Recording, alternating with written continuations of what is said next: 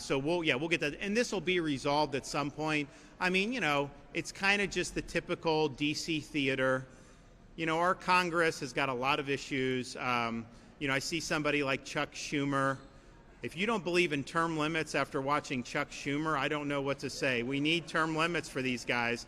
There should be a balanced budget requirement for them because, they're arguing over this. But honestly, neither the House or the Senate are actually reducing spending, which the federal government needs to do because they're spending too much. But it'll be resolved at some point, and I have no doubt that the checks, will be flowing. So that's all ready to go. We'll be able to handle all that. I don't think there's going to be a problem. And again, this is what we said going into it.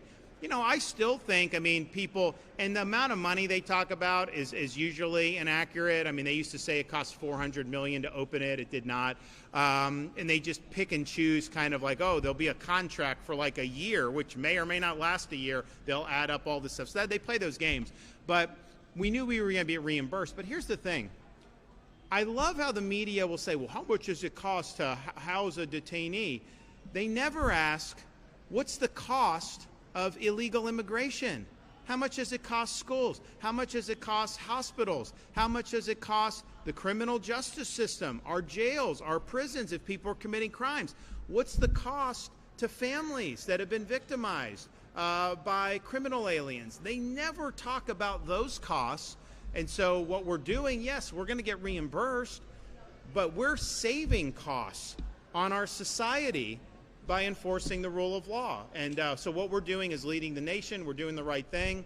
We also have zero tolerance in Florida for attacks against any law enforcement, but particularly ICE personnel. You try that here, you're going to have the book thrown at you, and you're going to regret that you didn't do it. Florida's not Portland. That's not how we roll, and we respect and protect the people that enforce the laws on our behalf.